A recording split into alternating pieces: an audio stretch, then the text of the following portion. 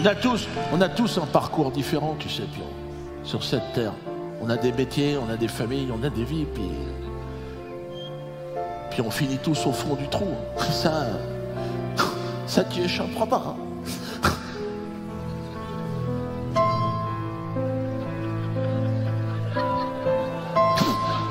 Jean-Marc, mets-moi un jus d'ananas. Chaud, hein.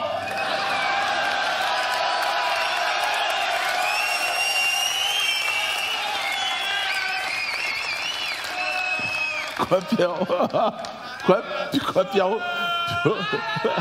Qu'est-ce qu'il y a, Pierrot? J'entends pas. Il y a des cons qui passent, là. Qu'est-ce qu'ils font, là? Ouais, mais je parle à Pierrot. Là? Si j'ai déjà tué quelqu'un? Qui, moi? Ah non, jamais. C'est pas l'envie qui a manqué, mais j'ai pas eu l'occasion, quoi. Pourquoi? T'as tué quelqu'un ou pas? Bah si tu poses la question, Pierrot, t'as certainement tué quelqu'un. Qui, quoi? T'as fait marche arrière sur ton enfant. Oh putain. Enfin merde, je veux dire, hein? Un matin, ouais. Tu partais au boulot. T'étais pressé. Tu montes dans la marche arrière. Ah, le con!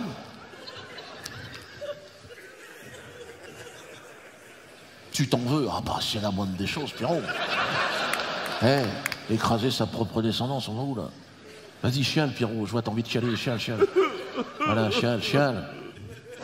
Il n'y a pas de honte à chialer devant un copain, Pierrot. Il a écrasé son gosse, bon.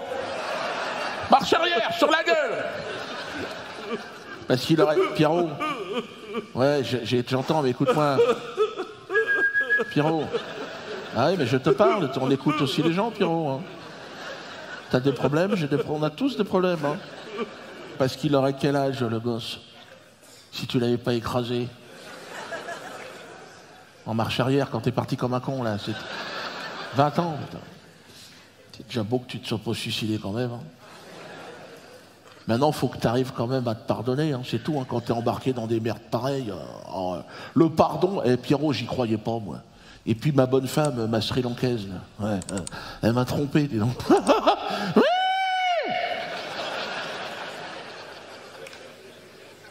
tu verrais l'engin, le truc improbable. Eh ben, elle a réussi à trouver une bite à les sucer, je sais pas où, l'autre. Alors, elle s'est fait choper instantanément, hein, tu sais, avec les conneries de portable de maintenant. Elle avait oublié son téléphone dans la bagnole. J'amène les gosses à l'école, moi, tu vois. Pour une fois, tu vois, genre... L'autre, il envoie une photo de sa bite, le gars. J'ai scanné ça, j'ai dit, oh, c'est pas moi, ça. Tenez, les enfants, regardez, c'est les amis de maman, ça. Regardez bien. Je l'ai envoyé à tout son répertoire. Tout le monde, toute la famille, la grand-mère. Elle m'a appelé, arrêtez, je t'enverrai la bite tous les jours. Fait un 4x3, je l'ai mis dans la rue. Recherche cette bite. Crois-moi bien que t'es toute chasseuse, ma Sri Lankaise. Elle me dit, je te demande pardon. Oh, je t'ai entendu. Mais tu manques pas d'air, espèce de pute. Non, mais c'est normal. J'avais la jalousie en moi, il fallait que j'exprime quelque chose. D'ailleurs, elle l'a dit, t'as tout à fait raison de t'exprimer, c'est normal. Je dis, comment tu veux pardonner une dégueulasserie pareille? Elle me dit, ben, pardonne-moi comme Jésus, il a pardonné.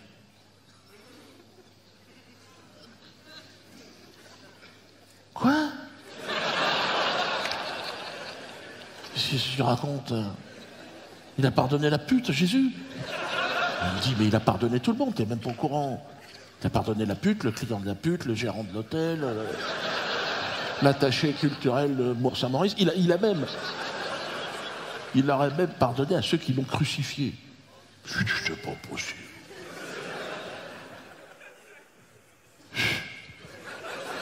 Attends, de la pointe de 17, ça commence à chatouiller les pinceaux, ton truc, là. Mais c'est là que j'ai quand même commencé à comprendre, toi, la notion de pardon, que j'avais pas réfléchi à ce truc-là. Et c'est vrai que quand tu y réfléchis, le pardon, c'est quelque chose d'extraordinaire. C'est vraiment la baguette magique qui guérit tout. Très bien. Monsieur Tourniquet, vous allez rentrer, nous allons donc commencer ce premier entretien préalable à votre licenciement. Donc voilà, vous pouvez peut-être éteindre votre musique. Une idée que j'ai eue comme ça. Alors on va... Non, laissez Florence, mais enfin bon. Alors monsieur Tourniquet, vous vous concentrez. Vous êtes en CDD à la RATP depuis 14 ans. On va laisser comme ça. Donc, monsieur Tourniquet, vous avez reçu sur cette période 27 avertissements. 18 blâmes. Non mais, 19 même. Ah bah, si vous êtes fiers, on va corriger. Bon, je ne vais pas tous les énumérer. Refus d'obéissance, organisation de soirées clandestines dans les entrepôts. On vous a prévenu, mais apparemment, soirée zouk. Oui, mais le genre musical importe peu. Vous êtes sur un lieu de travail, monsieur Tourniquet. Hein? Consommation d'alcool. Hein? Vous avez également été surpris dans le local syndical avec des femmes extérieures à l'établissement, dans des postures sans équivoque. On a les vidéos de surveillance, on a tout. Hein? On a... Si vous pouviez en avoir un double. Oui, mais moi, ça ne m'amuse pas, monsieur Tourniquet. Vos petites histoires ne m'amusent plus du tout. D'accord? Vous avez bénéficié d'une certaine indulgence, le fait que vos deux parents soient de la RATP, mais je crois que la limite a été franchie, monsieur Tourniquet. Vous êtes conscient de cela? Non, je ne suis pas conscient de ça. Nous allons parler. Alors, moi, je suis conscient d'une chose. C'est que j'étais trop patient, moi, Tourniquet. Parce que, monsieur le directeur, non, monsieur le directeur, s'il vous plaît. Au départ, c'est-à-dire au départ, wow.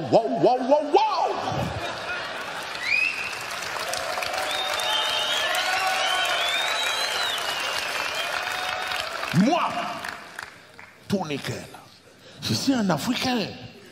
J'étais en Afrique, j'étais bien. On est en famille, on fait les brochettes. Bon, là, j'ai été déporté de là, jusque dans vos champs de canne à sucre. Et maintenant, à la RATP. Mais moi, j'ai rien à foutre de ta machin de RATP. C'est comme ce nom de Tourniquet que tu... Même toi, tu rigoles, c'est pas un nom. C'est léger pour les enfants. C'est le nom d'esclave que vous m'avez donné. Et tu continues. Non. J'ai dit allons au Prud'homme. C'est trop grave. Allons au Prud'homme. Moi, je suis des dom-toms. Allons au Prud'homme. C'est vous. Ah non, je ne ferai plus d'efforts. Ça, je tiens à vous préciser. Je vais faire mousse d'efforts maintenant. Mousse. Notez, Florence. Des S.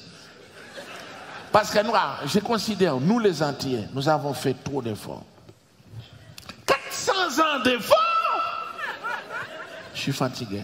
J'ai le point de côté. Je n'avance pas. Je n'ai plus l'énergie pour t'écouter. Pourquoi tu fais les gros yeux méchants comme ça? Tu continues à faire chien méchant là. Attention, Béké, attention. Bientôt, nous qu'à faire comme collègues arabes là. Décapite ça bien, nous gars. Nous les Antillais, nous avons été trop patients. Pourquoi? Parce que je te considère comme un enfant. Nous gars, tu es rose, tu es comme un poupon.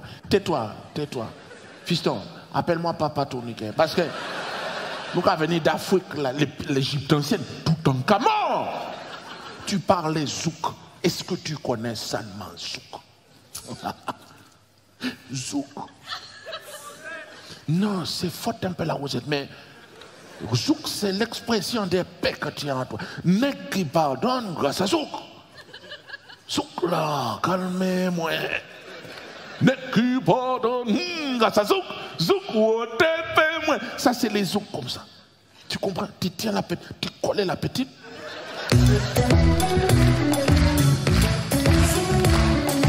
Nègre qui pardonne grâce à Zouk. Zouk là.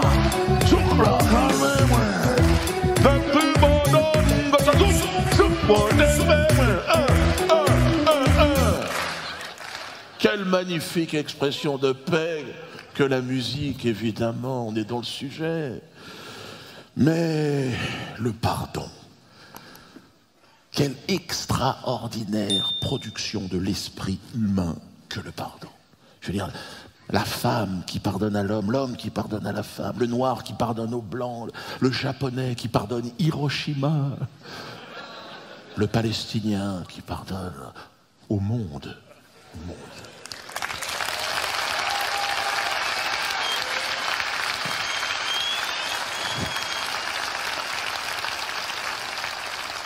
Oh, ça peut paraître impossible, le pardon, je vous l'accorde, mais c'est notre salut à tous. Je veux dire, le pardon est inévitable. Mais comment pardonner à l'assassin qui t'arrache à l'être aimé? Comment pardonner à Andreas Lubitz, le copilote de la Lufthansa? Il y a 1 an, le dingue qui s'est enfermé dans le cockpit et qui a entraîné dans la mort 150 personnes. À chaque fois que je prends l'avion, je regarde le copilote. Ah ouais, ça m'a traumatisé. Ça va? Oh. Non, ça va, il n'y a pas de problème. On laisse la porte ouverte quand même, on va... Vous vous êtes mis à la place des 150 passagers, la longue agonie atroce. Oh, j'ai été obligé d'en faire un sketch. Oh putain la vache, incroyable cette envie de pisser depuis ce matin. Pourquoi elle est fermée cette porte? Andreas! Andreas! Andreas!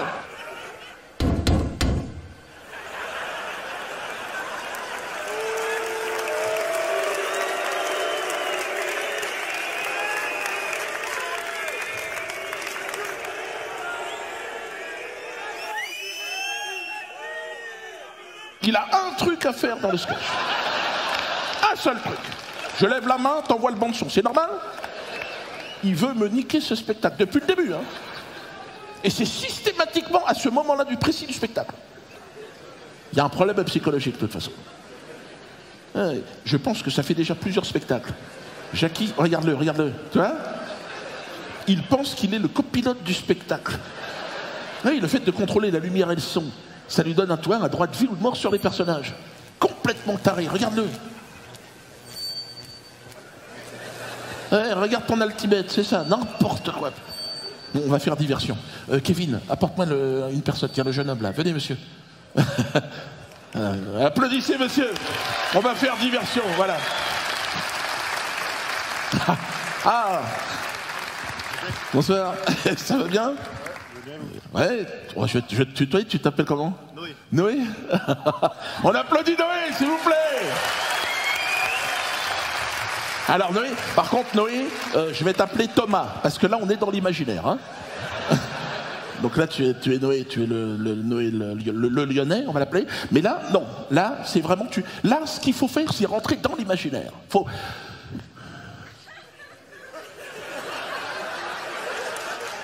Non. C'est mieux. Oh, c'est bien. Voilà, mais va pas trop loin. Hein, va pas trop loin. Parce que là, hein, tu as une vie ici, tu as ta famille ici. Alors, là, donc, rentrer dans l'imaginaire. Ça veut dire que là, nous sommes dans la cabine de la Lufthansa. Là, il y a les passagers hein, qui te regardent, qui nous regardent. Hein. Ils sont anxieux. Là, il y a la porte du cockpit, derrière laquelle se trouve Andreas Lubitz. Le dingue. Je vais te tendre une hache, Noé. Tiens. Voilà, très bien. Elle est un petit peu plus lourde, normalement. Là, on y est. Là, on y est. Extraordinaire. Alors, Noé. Donc, c'est Thomas. Hein. Tu n'es plus Noé. J'ai fait exprès de faire une faute. Pour que tu... Hein. Oui, mais reste concentré. Donc... Tu vas pouvoir donc fracturer cette porte. Hein. Moi, je me jetterai sur le copilote pour le contrôler, hein, pour éviter qu'il nous écrase tous. Donc, sans toucher l'instrument, donc tu vas... Voilà, vas-y, vas-y. Ah, attention, la bande son. Non!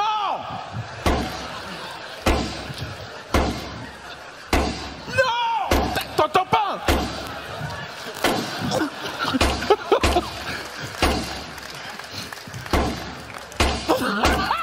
On l'applaudit bien fort. Bravo Noé. Applaudissez Noé. Ah, rends-moi la hache. Voilà. Non, il n'y en avait pas. Ouais, ça, c'est le cannabis. Alors, c'était une petite démonstration qu'on a faite avec Thomas, Noé. C'est qu'en fait, c'était pour vous démontrer une chose. Il est impossible maintenant de fracturer les portes des cockpits. Pourquoi? Parce que voilà, depuis les attentats du 11 septembre, toutes les portes des cockpits sont blindées. C'est pour éviter que des tarés prennent le contrôle de l'appareil. Maintenant, si le taré est à l'intérieur...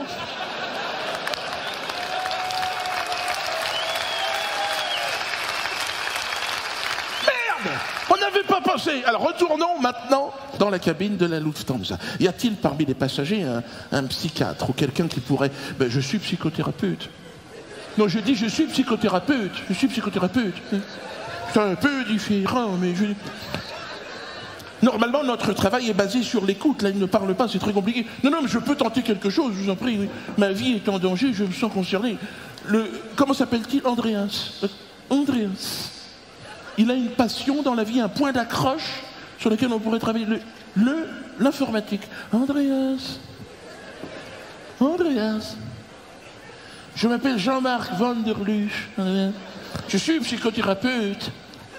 En termes plus contemporains, je serais un genre de webmaster de l'esprit. J'essaie de l'attraper. Andreas, il semblerait qu'un bug soit intervenu dans votre programme, hein, sur votre site. Hein. Vous devenez peu à peu un senior site. Je fais ce que je peux. Je fais ce que je peux. Bon, on me presse, Andreas. Il faut réinitialiser votre mental. Hein? Revenir à la configuration initiale, celle du petit Andreas qui tête sa mère. Hein? Faites reset, pensez reset, contrôle, pomme, arrobase, hein? Échappe, échappe, échappe, échappe, échappe. Moi, je m'appelle Jennifer. Voilà, j'ai 24 ans, là, tu sais, je suis originaire d'Abitibi dans le Grand Nord du Canada, là. Je suis en vacances, comme ça, je vais à Düsseldorf, mais ça n'a pas de bon sens, Christy. Je suis en tabarnak, là. En plus de ça, j'ai failli louper l'avion en temps ça. C'est joué à 1 minute, cette affaire, là. La porte de l'avion était déjà fermée, là. Puis c'est la chef des cabines, elle me dit « Ah, ben, vous avez de la chance! » Ah! J'ai envie de tuer quelqu'un, tu sais. Ça va pas pantoute, là, tu sais. Je vois toute ma vie qui défile devant moi, là. Je vois mon arrière-grand-père que je n'ai pas connu, là. Tu sais, qui était amérindien, là. Puis je vois sa grosse tête d'Apache qui sort du temps comme ça, là. Puis qui me chante, là. Tu sais, avec ses plumes en aigle royal de la Lufthansa.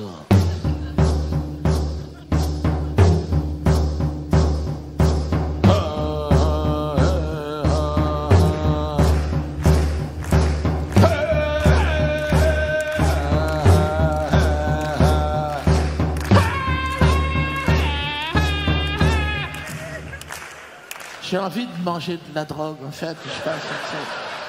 Je veux pas être là pantoute. Tu sais, maman, je t'apporte, je m'en pisse dessus, là, tu sais. Pourquoi tu me regardes comme ça, le chinois, là? Fais-tu me baiser ou quoi?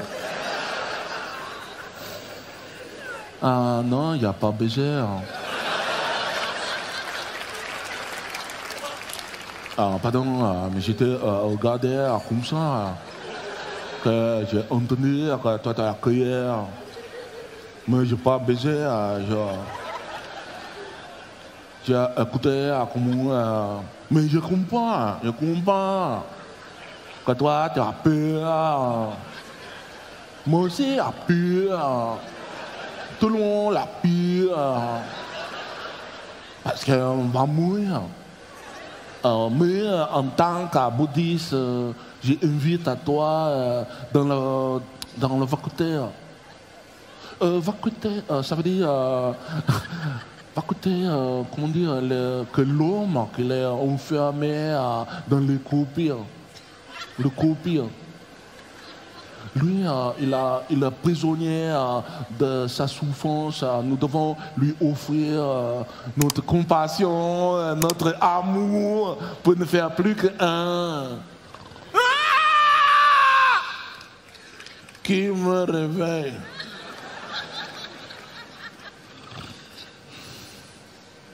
Firmin, on est arrivé. Vous dites que l'avion va s'écraser, hein? Oh là là, mais...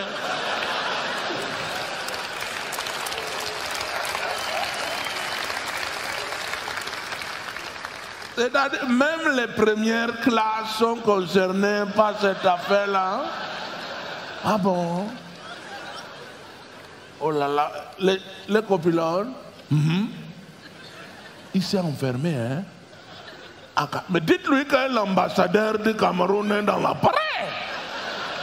On ne fait pas n'importe quoi. Firmin, allez me chercher la chef de cabine, responsable sur ruban rouge. Ah, elle a sombré dans le coma. Ah bon? Mais si je veux le café là, qui va donner? Non? Il y a un protocole, il y a une procédure. C'est qui? Vous criez? Vous dites, c'est la panique. Ah bon, hein? Mais pourquoi les gens paniquent? Quelles sont les revendications, les copilotes? Il a demandé. Ah, il n'a pas? Il n'a pas. Oh là là. Firmin, vous allez glisser un billet de 5 000 sous la porte. Vous dites, c'est pour la bière. C'est moi, le docteur sont bas. Je vais même donner ça. Hein. Ah bon, vous avez essayé l'argent. Hein. Il ne prend pas. Il ne prend pas. En tout cas, ça n'est pas un Camerounais là-dedans.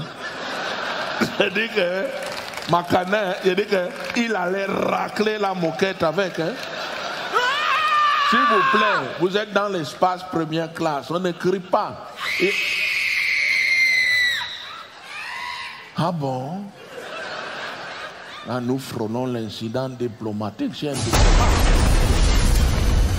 Firmin, c'était quoi? La lumière a clignoté. Hein?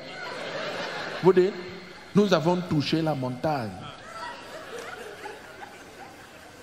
Et qu'est-ce que cette montagne faisait même dans le ciel?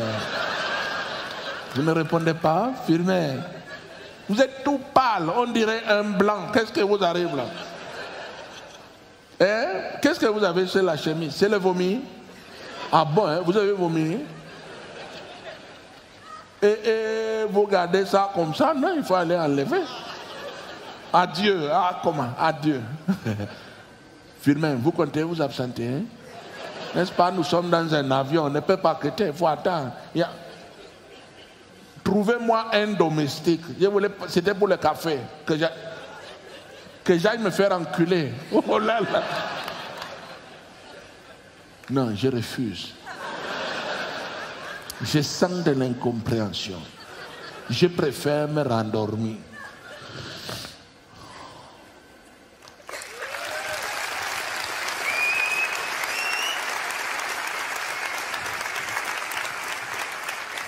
Comme vous avez pu le constater, rien ni personne ne semble pouvoir détourner de sa route le kamikaze.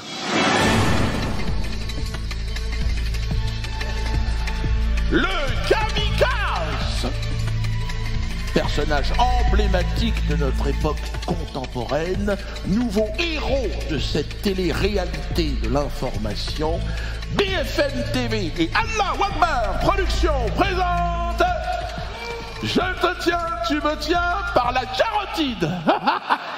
Au programme décapitation, pyrotechnie, Kalachnikov.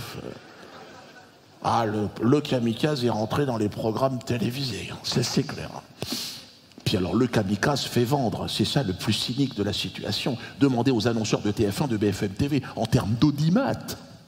Les frères Kouachi ont fait mieux qu'une finale de Coupe du Monde de football. Hein. Ils ont scotché la France pendant 2 jours devant les publicités. On n'en a pas loupé une miette. Oh.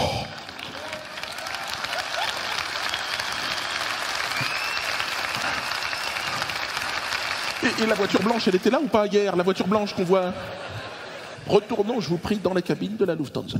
Je vais tenter pour vous ce soir l'impossible, l'acte humoristique ultime, me télétransporter dans le cockpit dans lequel se trouve Andreas Lubitz, le dingue. Je vous rappelle que Andreas Lubitz est enfermé dans le cockpit de l'appareil depuis près de 20 minutes, qu'il a enclenché la procédure de descente, et que si aucune manœuvre n'était tentée pour redresser l'appareil, celui-ci s'écrasera au sol dans moins de 30 minutes. La tentative de Dieudonné Mbala Mbala, humoriste jadis considéré comme controversé mais aujourd'hui homme de paix aimé de tous, représente donc la dernière chance de survie du monde libre. L'humoriste parviendra-t-il à faire rire le kamikaze et à inverser la tendance ?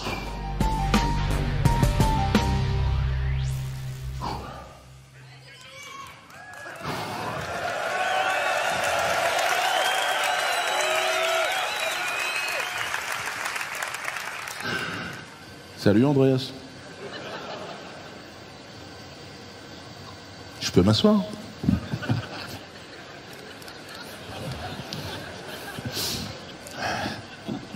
Voilà, ça descend, dis donc. Toujours impressionnant le tableau de bord d'un Airbus avec tous les boutons là. Oh pardon, faudrait pas qu'on remonte. Je suis rentré par la porte, alors la porte du spectacle, la porte de l'imaginaire, Andreas. Ah oui, celle du cockpit est verrouillée. N'aie pas peur, Andreas, hein, je te sens nerveux, mais j'arrive du futur, voilà. J'arrive d'ailleurs, moi. Je n'interviens pas dans les événements. L'avion va s'écraser, hein. Enfin, si c'est ton choix, hein, c'est... Voilà. Ah oui, il va exploser. On va reconnaître les corps avec l'ADN des chicots.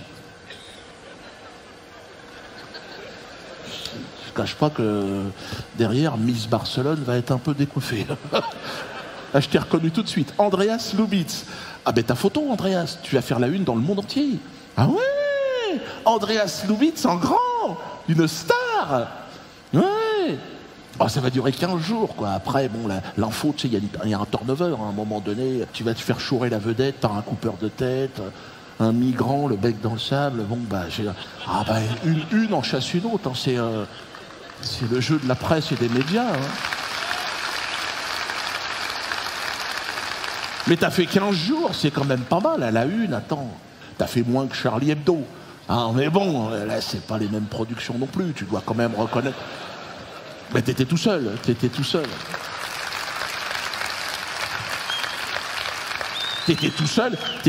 mais tant 150 victimes, c'est un record. On n'en a pas assez parlé, mais c'est toi le recordman de... Alors qu'est-ce que je fais là? Voilà, parce que moi je pars dans mes trucs, excuse-moi. Alors, j'ai décidé, Andreas, d'intégrer ce face-à-face que nous avons tous les deux à la fin de mon spectacle. C'est-à-dire que moi, au moment où je te parle, je suis à Lyon. Donc, je ne sais pas si tu connais, bon, peu importe. Je suis à Lyon, devant un public. Ouais, là, il fait du bruit. Ah ouais, ils sont là, ils sont très présents, crois-moi. Hein. Ah, tu les entends pas, mais moi j'ai un public, voilà, et qui est là pour rire, tu vois, c'est tout. Ah ben ça n'a rien à voir avec toi en fait, André. Je dirais même que c'est l'inverse. Toi, le public est derrière, il hurle, il veut sortir. Non, là ils rigolent, ils ont payé pour rire, ils ont payé. Mon public, toi aussi, c'est vrai. Allez, un partout. Mais ils n'ont pas payé pour ce que tu fais non plus. Mais si tu veux, Andreas, on ne rit pas de toi, que les choses soient claires.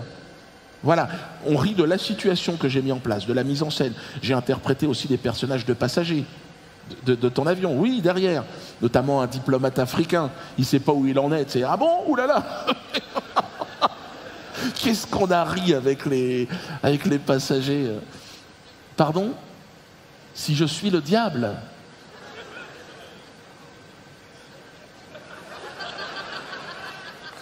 Je pense pas, hein. Je te trouve même un peu gonflé de me dire ça, hein, toi. Hein, tu serais pas journaliste à tes heures perdues? Mais non, je peux pas être le diable. Moi, je suis humoriste, c'est pas le humoriste, c'est pas le humoriste. si tu veux, je suis humoriste dans la société française. Donc la société française, c'est pour ça que j'ai choisi la situation, elle est un peu comme ton avion, tu vois. Elle va s'écraser, c'est inévitable, elle va exploser, voilà. Mais nous, on n'a pas accès aux commandes. Le cockpit est bloqué. Et on leur dit, tirez. Non.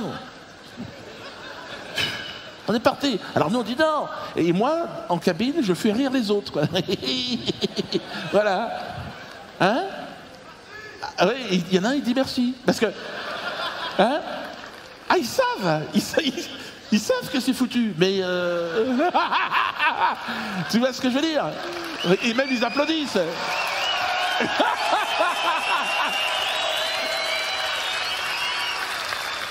Si tu veux, Andreas, je t'explique. Si tu veux, toi, c'est ton dernier vol, moi, c'est mon dernier spectacle. J'ai décidé de finir mon œuvre en paix dans un monde de fous. Et tu illustres parfaitement cette folie du monde. C'est pour ça que j'ai choisi cette... Adieu. Ah, on va toucher... Ah oui. Ah oui, on va toucher les arbres, effectivement. Ouais. Bon, bah écoute, c'est le mot de la fin, Andreas. Donc, salut. Tu disparais, là, de mon sketch. Disparais de mon sketch, Andreas. Assis-toi. Non, c'est fini, là. Qu'est-ce que... Un bisou? Non. Oui, mais non, je veux pas être sur la boîte noire. Je sens que ça va me retomber sur le dos, cette connerie. Allez, tu disparais, c'est fini. Bon, alors là, c'est le mot de la fin, c'est toujours beaucoup d'émotions. Bah, non...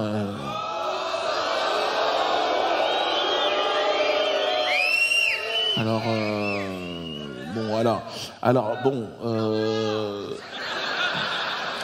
je vais effectivement bientôt la fermer. Alors, le mot de la fin, c'est déjà pas simple. Donc, 25 ans de one-man show. Alors, bon. Donc, ouais, mais attendez, laissez-moi terminer. Alors, bon, c'est Toto.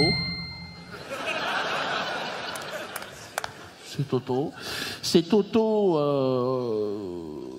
bon, qui se lève face à son public, comme ça, sur un coup de tête, et qui lui dit au revoir.